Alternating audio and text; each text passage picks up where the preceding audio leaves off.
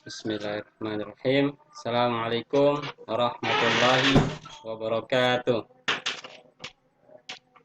Alhamdulillah wassalatu wassalamu ala Rasulillah. Amma ba'd. Allahumma shalli ala Muhammad wa ala ali Muhammad. Pertama-tama puji syukur kita panjatkan kehadirat Allah Subhanahu wa taala dan salawat serta salam kepada Nabi Muhammad sallallahu alaihi wasallam. Perkenalkan, nama saya Fahrul Ardiansyah akan membawakan materi terkait negara maju, yaitu persebaran negara maju dan negara berkembang. Sebelum kita melaksanakan pembelajaran, marilah kita berdoa menurut agama dan keyakinan kita masing-masing. Berdoa dimulai.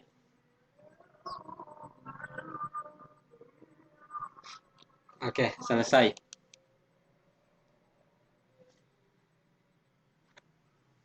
Yang pertama itu terkait dengan apa itu negara maju dan apa itu negara berkembang. Seperti yang di slide ini, kita bisa membedakan gambar perbedaan yang sangat jauh dengan negara maju dan negara berkembang. Seperti yang di slide tersebut. Kita bisa membedakan perbedaan yang sangat jauh antara negara maju dan negara berkembang. Definisi negara maju yang pertama, negara maju. Negara maju adalah negara yang memiliki standar hidup yang tinggi dan maju dalam segala bidang serta memiliki kualitas hidup yang tinggi. Sedangkan negara berkembang adalah negara yang memiliki standar hidup yang rendah dan memiliki kualitas hidup yang masih rendah.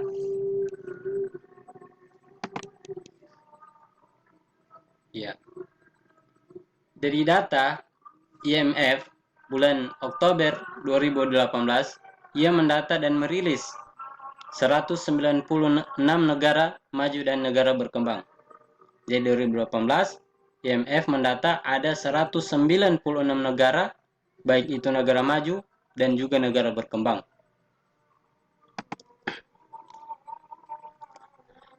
Di mana saja persebaran negara maju dan negara berkembang? Pertama, persebaran negara maju.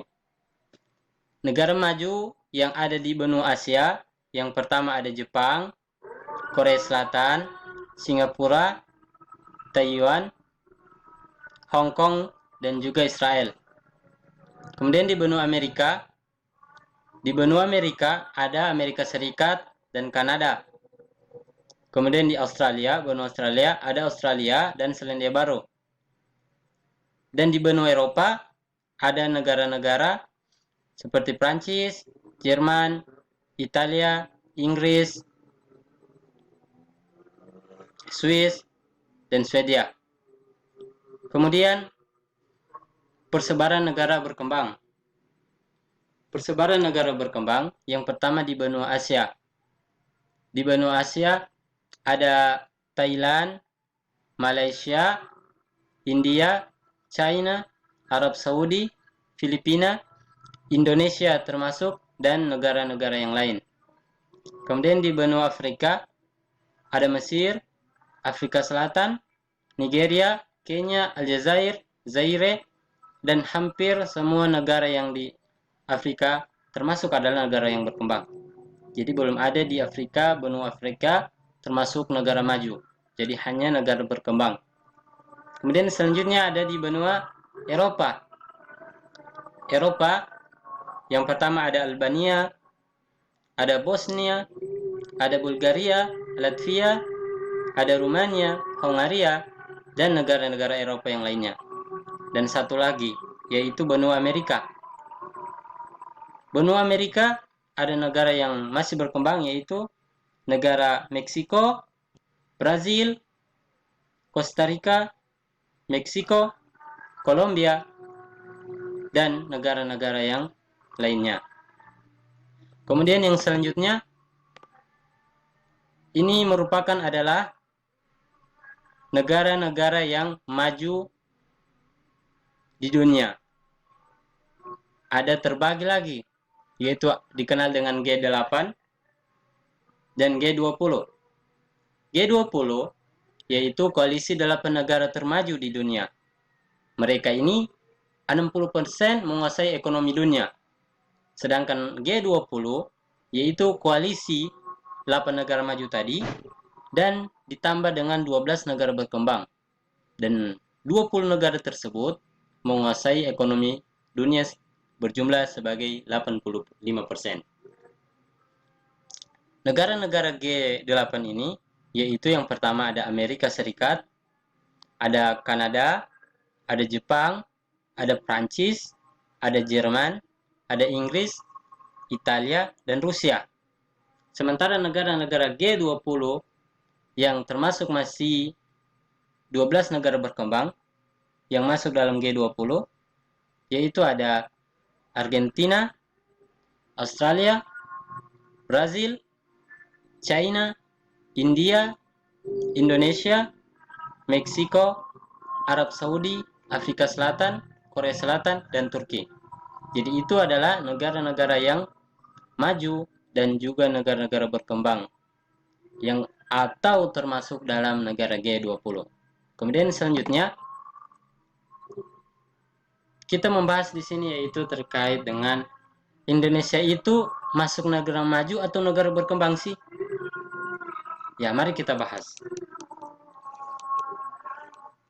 Menurut pernyataan Amerika Serikat, melalui kantor perwakilan dagang Amerika Serikat di Organisasi Perdagangan Dunia atau WTO, ia mengeluarkan Indonesia dari kelompok negara berkembang menjadi negara maju.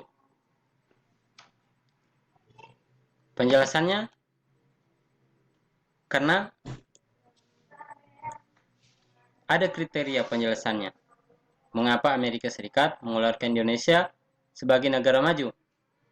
Yang pertama, ada gross national income. Bank dunia lebih dari USD 12.375. Kemudian yang kedua, total perdagangan dunia di atas 0,5%. Dan ketiga, negara menjadi anggota Uni Eropa atau menjadi anggota G20. Kita bahas dari nomor 1.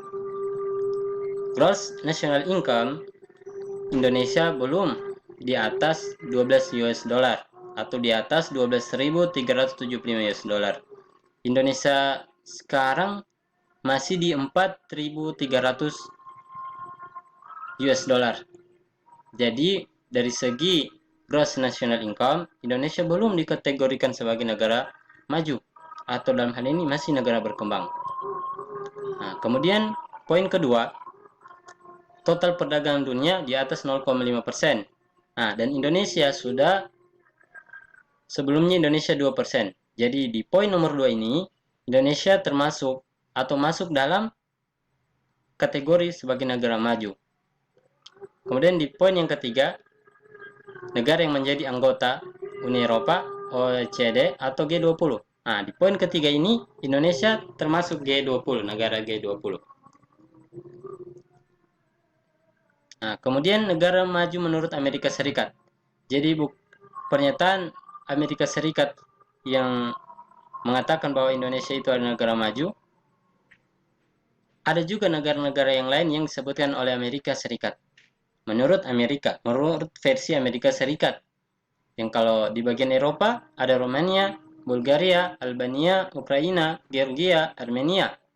Di benua Amerika ada Brazil, ada Argentina, ada Kolombia, dan Costa Rica. Di benua Asia ada China, ada India, termasuk Indonesia, Hong Kong, Singapura, Korea Selatan, Malaysia, Vietnam, Kazakhstan, Kyrgyzstan. Dan di benua Afrika ada Afrika Selatan. Nah, dari kebijakan Amerika tadi yang mengeluarkan Indonesia dari negara berkembang menjadi negara maju, itu merupakan hanya kebijakan Amerika untuk kepentingan ekonomi, yaitu Amerika Serikat tidak lagi memberikan subsidi kepada negara tersebut karena negara Indonesia sudah menjadi negara maju. Jadi itu hanya kepentingan ekonomi. Jika Indonesia versi Amerika tadi dikategorikan sebagai negara maju bukan berkembang, maka ekspor kita terkena biaya yang sangat besar. Tidak lagi terkena subsidi dari Amerika Serikat. Kemudian kerugian Indonesia. Kerugian Indonesia berubah jadi negara maju, dari negara berkembang menjadi negara maju versi Amerika tadi. Kerugiannya ada 3. Yang pertama, hilangnya insentif dari Amerika Serikat untuk produk ekspor Indonesia, atau hilangnya subsidi dari Amerika Serikat untuk produk ekspor Indonesia. Kemudian kedua, Indonesia akan rentan terkena turunan subsidi dalam perdagangan dengan Amerika Serikat. Dan ketiga, investor berpotensi menurun dan menambah pengangguran. Kemudian yang selanjutnya, potensi Indonesia menjadi negara maju. Apakah kita punya potensi menjadi negara maju? Tentu punya. Yang pertama, lokasi negara yang strategis. Indonesia merupakan negara yang memiliki letak strategis. Letak geografis Indonesia yaitu dikelilingi oleh benua Pasifik dan benua Asia dan benua Australia, dan dihapit oleh Samudra Pasifik dan Samudra Hindia. Kemudian sumber daya alam. Indonesia sendiri memiliki sumber daya alam yang begitu banyak, mulai dari hutan, hasil perkebunan, dari pertambangan, mineral, kelautan, sektor perminyakan, dan masih banyak lain-lain. Dan juga termasuk sektor industri. Kemudian ada alat transportasi dan komunikasi. Seperti kita ketahui bahwa Indonesia dalam transportasi di belakangan ini memiliki peningkatan yang sangat drastis. Baik itu pembangunan infrastruktur dan juga transportasi yang modern seperti sekarang ini. Dan komunikasi, pemerintah menargetkan Indonesia memiliki komunikasi yang jauh meningkat, yang jauh besar, diperkirakan menjadi kemajuan komunikasi 4 dunia. Jadi China, Amerika, dan Korea Selatan. Kemudian aspek terakhir, kebudayaan. Kebudayaan ini Indonesia sudah tidak diragukan lagi memiliki banyak kebudayaan. Dari banyaknya kebudayaan ini memiliki nilai tambah bagi Indonesia untuk menjadi negara maju. Kemudian diperkirakan lagi Indonesia menuju negara maju itu di tahun 2045.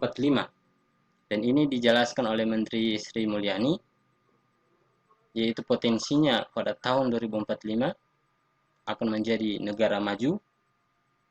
Namun ada beberapa syarat yang mesti dipenuhi. Yang pertama itu akan mencapai ekonomi terbesar kelima dunia di tahun 2045. Dan diperkirakan penduduknya 319 juta jiwa. Dan syaratnya yaitu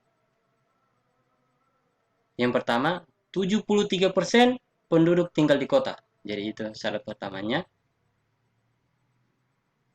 Kemudian yang kedua, struktur ekonomi bergeser ke sektor bernilai tambah tinggi. Kemudian yang ketiga, 70% penduduk Indonesia termasuk kelas menengah. Dan pendapatan per kapita penduduk Indonesia per tahunnya sebesar 23.199 US dollar. Jadi itu materi yang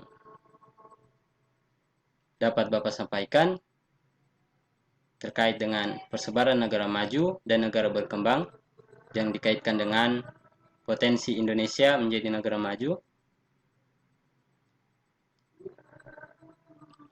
Mungkin itu yang dapat saya sampaikan, semoga bermanfaat.